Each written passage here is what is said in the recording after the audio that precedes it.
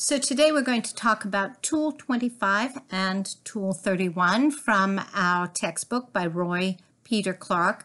Tool 25 is a simple tool, the whole purpose of which is to refocus our attention from reporting facts, from telling facts, from giving information, to bringing people into a story, to an experience of the reality of what we are talking about, writing about. And Tool 31 is a very simple tool that helps us begin and focus our research. So we are headed towards the end of this class. After Essay 5, your final assignment for the class is the researched essay, and Tool 31 will be very important as you begin this task. First, let's look at Tool 25, where we take the 6 basic questions that all exposition, all research writing have to answer: the who, what, where, when, why, and how. So good journalists know that in a very short space and in the most succinct way possible, they must provide their readers with all of this information. It's the essential information to communicate their story. Well, this tool asks us to refocus, so we're not just answering those questions with an informational statement. This is who, this is what, this is where it happened, this is when it happened, this is why it happened, this is how it happened. Instead, we place the answers to these questions within the context of a story. We tell stories, we don't report. So in this context, who means that we approach the people we research as if they are characters in a book. We look at the way they dress. We look at their physical appearance, maybe the way they stand and groom themselves. We've discussed this before. But we also research their background, their answer. We're interested in fleshing out them in a three-dimensional way to find out who these people really are. And we will write about them then as if they are characters in a book. What means we show people in action. So we look at what people are doing and the what, they did this, they did that. We don't state those things in an informational statement. We show them in the process of doing these things. Where means we approach the locations as settings, the settings of a story. These places, so the places have personality and history. So not only are we researching the history of the people involved, we are researching the history of the locations where they live or the locations where the significant events happened. And again, this is a storytelling technique that fiction writers must master, and it is equally important. In fact, I would go so far as to say it's more important that those who are telling true stories, who are writing exposition, it's more important for us to master, because the things that we are writing about should have impact on our audience in a different way, because it's real people, it's real events, it's issues, etc., that have relevance to our lives. When means we approach what we're writing as an unfolding sequence of events set within a particular time period. So we're also aware of the time period in which our characters are moving and breathing and having their being. And we're also aware that we just don't tell this happened such and such a time on such and such a date. No, we have to slow down and stretch this out and show all of the actions, or not all, but the important actions that preceded the one action that will become our focus. And this is all chronological. The why means that we're looking at what's revealed about the people's motivations through the details of their actions, their words, their appearances, and their choices. And finally, the how means how is we discover the plot line, the cause and effect sequence of events that lead to a climax. How did something happen? here's the excerpt we looked at before by Laura Hillenbrand from Unbroken, how she started her story. And let's look at what she's doing here, how she's turning these journalistic informational questions, she's answering them, but in the context of a story and changing those questions into storytelling elements. So first of all, look at this first paragraph. So this is telling the what. So it's the day of August 26, 1929. So she notes the time then, but what's really going on in this paragraph, she also notes the where in the back bedroom of a small house. But what's important in this paragraph is the what.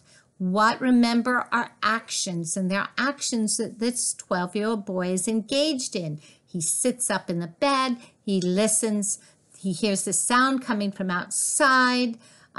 He swings his legs off the bed, races down the stairs, opens the back door, and lopes onto the grass. Okay? The boy stood on the lawn beside his older brother, head thrown back, spellbound. So this is the what. It's showing us what the boy is doing. It's taking us into the experience. Now, and like I said then, here is the where, and notice she starts in the back bedroom of a small house in Torrance, California. So there's the where as well. Now, it doesn't mean that we do the what and the where and the who once. Look, we keep re-engaging the answers to these questions and giving more information as we do it. So we're weaving the information, the details. We're weaving the parts of the story that answer our 5 W's and our H question throughout the text. So here she comes back, and look at this. So this is a who. So this blimp, the Zeppelin, is actually a character in this opening chapter. And notice how she describes the character. It's a massive arc. It was longer than 2.5 football fields. It was putting out the stars. So this Zeppelin is really important to be described as a character, because if you remember, it symbolizes Hitler. It symbolizes Nazi Germany. And then this is the when. So she goes back, and remember, we talked about when is not just being that one dot in time, the pre-dawn darkness of August 26, 1929, but when is the whole historical, social context of an event. And we have to flesh this out. This is where we have to do research and do research that, so it has to be a place you're interested in and history you're interested in. So here what Hillenbrand is doing is she's giving you information on the Zeppelin, and then in the summer of 29, the wonder of the world, and she goes through the whole voyage of that Zeppelin. I mean, she captures the highlights, but notice how in capturing these details from August 7, she's capturing the historical time period, the historical context of these events. You have the Empire State Building. They're clearing off of space to build that on Fifth Avenue. Babe Ruth, Lou Gehrig, Yankee Stadium. So here with these historical details, she's answering actually the question of when. And she's also answering the question of how. This is how, this is the process, this is the unfolding events, how this Zeppelin got to Torrance, to the sky above that little small house in Torrance, California, where this little 12-year-old boy comes out and sees it with his older brother. So this is the how. And it's important. The how is important. We talked about this before in class, in that it's going to cover Germany and Japan, and Its voyage is going to wrap around the whole world and foreshadow the coming of World War II.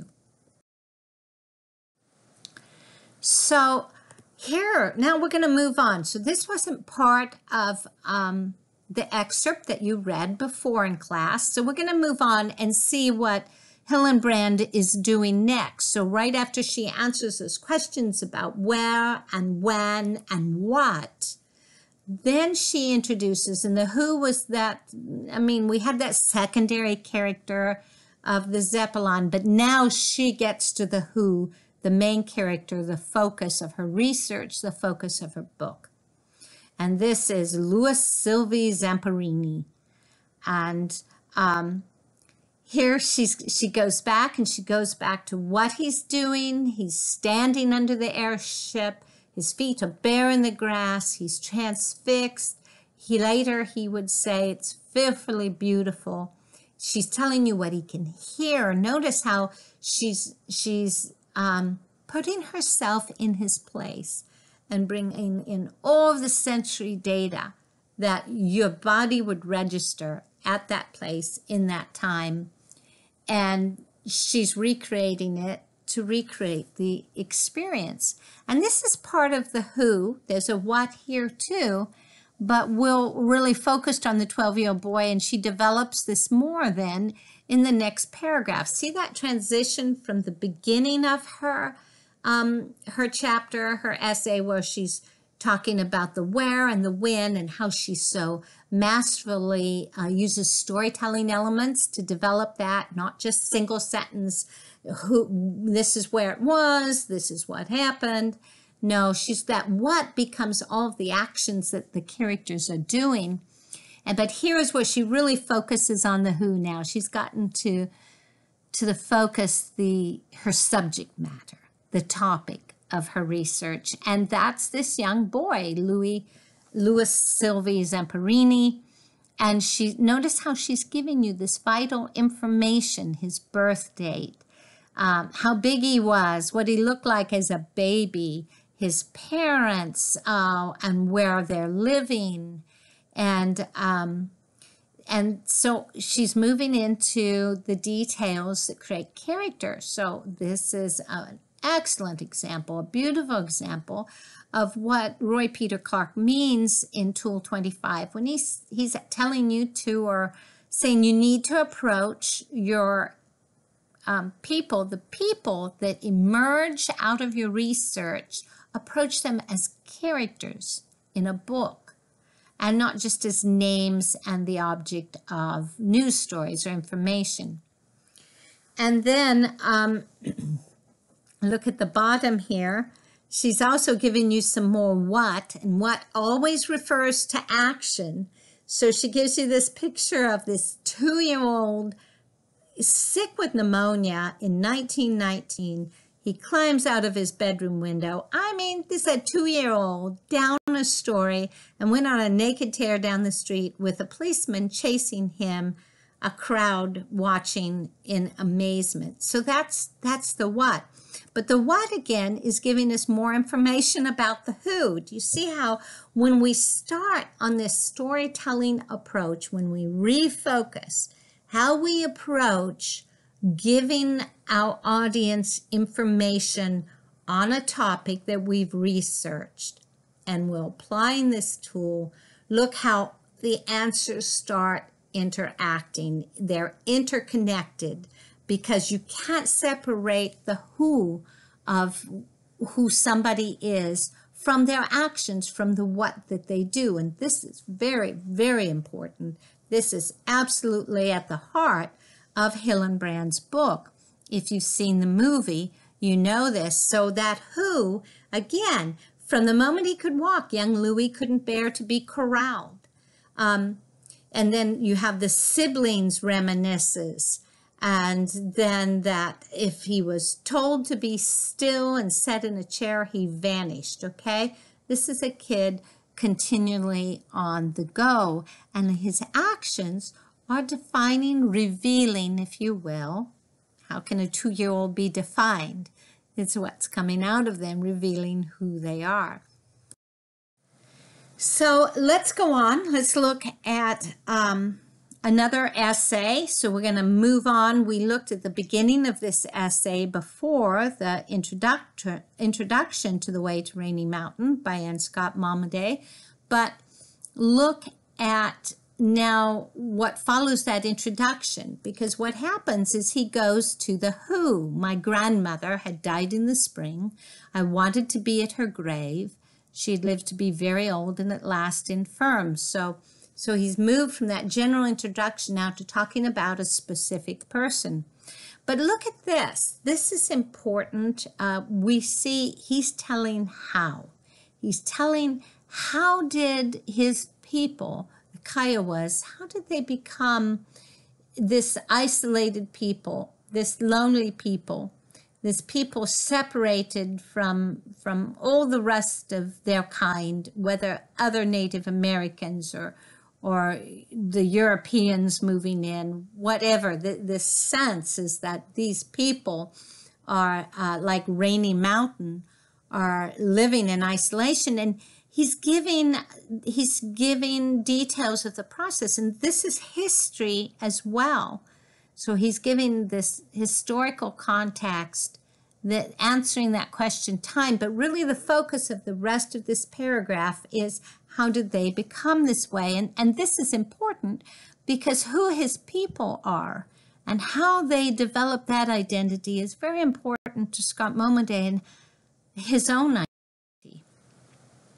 So let's move on now to tool 31. So we're going to pull these together in this exercise in today's class. But now, having given that, looked at those questions and transforming questions into storytelling approaches, the who, what, when, where, why, and how. Now we're going to focus on just really two questions, what and how these questions can be used as story engines. They drive the movement of your essay.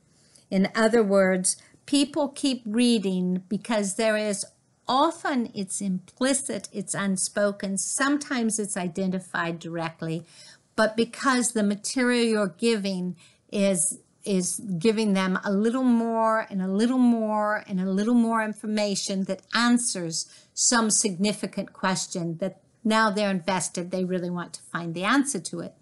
And these two questions that usually drive stories, what is going to happen? So you're given a presentation, a scenario, and at the beginning of the story, and the question that's driving everyone is what is going to happen? And as the plot, if we think of events, true events happening in terms of a plot, the unfolding of this cause and effect chain, then every little thing that happens is going to lead our reader to ask, what else? What else? Well, when is that wolf going to get that little girl? Or when is the girl going to get the better of the wolf? What's going to happen? The second question that's a story engine is how. So this kind of gives you an end result. So you begin with the end, so to speak, and then you ask, how did it happen? And if what you see there is the third little pig, and those bones and that tail are from the wolf, he's just had a dinner of wolf stew. It's the ending, the traditional ending to the story of the three little pigs, quite gruesome. If you read it, it's turnabout on the wolf who ate the little pig's two brothers, and now the third little pig is eating the wolf. Well, how did that happen? And that's the driving question. It's so, okay, I know this happened, but how did it happen? So finally, that brings us to your portfolio exercises for today. So first of all, first portfolio exercise. What is the key question driving the story engine of your 5 completed essays? So look at those 5 essays you've written now for class and write them. Essay number 1, and then list your key question. Essay number 2, list your key question. List your 5 essays and the key question, the story engine. So whatever the title is of those essays, if you don't like the current title, then think about how you would change the title, okay? In order to, because you want the title to trigger that key question word in your reader's mind. If when you do this, you're kind of like looking at an essay going, I don't know what the key question is, that's really important. What that has just done is revealed to you a source of weakness in your essay. So then think about this. So think about, well, what question do I wish I'd answered? What question would I like to have answered? What's the one question? And think what or how. So the question has to begin with what or how. What question do I wish that I'd really focused on? Or what question did I really want to answer? And when I look at it, I just didn't quite get there. And then the second exercise for today, it's that same old form with the different shapes on it. And you can download the form under the My Fire Assignments link for today. And in that form, I mean, you can fill it out digitally on your laptop. It's a Word document. So on that form, or you can fill it out by hand, guys, and scan a picture and send me a picture. But on that document, you're going to brainstorm 5 topics that you would like to know more about. We're looking towards our researched essay. So you have 5 shapes. In each shape goes one topic that you think you might like to research, you might like to use and focus on for this researched essay. So remember, between now and the end of the class, we're doing a researched essay. It's going to be a minimum of 10 pages, okay? And it's not a research paper. It's not a research paper. Think of it as a story, a true story. And these topics is one topic into each of those shapes, 5 topics. So know that you can go back and revisit any of the essays you've written. If some of the topics that your essays are about, you think, I'd like to research this more, I'd like to write on this more, then write that topic in parentheses size note. Okay, this was from essay number 2, or I did this in essay number 4. Just reference the essay that you've already, you've already written about this topic. But you can include those topics, but you must have 5 topics, 5 potential topics you would like to research and focus your last essay on. Now, in the shape, with each topic, list 2 to 3 key questions you would like to answer through your research on that topic. So you're just going to choose one topic, and you can choose a topic that's not on this form. Of course, you have that complete freedom.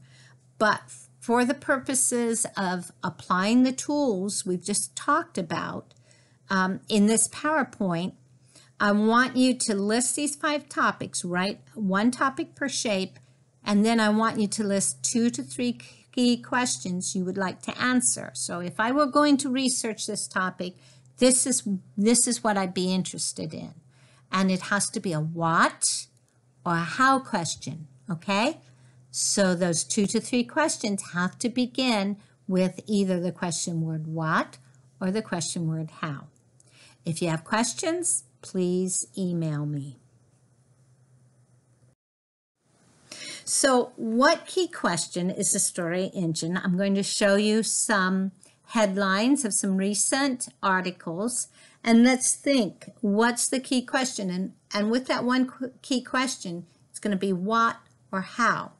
Now, sometimes why is a key question, but usually why is a secondary question. Usually essays whose governing purpose, whose whole focus is to answer the question why, kind of fall flat. Why is always important. That's why we're looking at motivations. But the what happened, the reality, this happened, and the how it happened, will always be the driving questions that catch the reader's attention and keep them going until they get the full, complete picture of the answer to those questions. So what key question is the story engine in each of these? So here's from a British newspaper, The Guardian. Scientists develop AI that can turn brain activity into text. So what's the key question? Is it what or how? And how does the title of the story trigger that desired question in the mind of the reader? Here's another one. Gertrude Steinle, the last German honored for saving Jews, dies at 97. So the last of the Germans that during that time period risked their own lives to save the lives of others. So what would be the question? Given that headline, so no editor chooses a headline arbitrarily.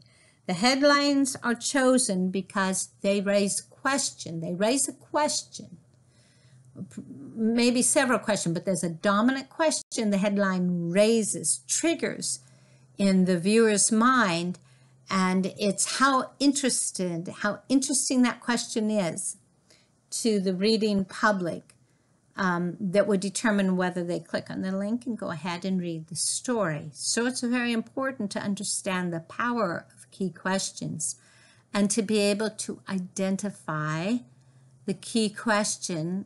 There can be several key questions that writing on a topic you could choose to answer, but you must focus on one key question for your researched essay. And you want to focus on a question that people would be really intrigued by. They would really want to know the answer to this question. Here's another one.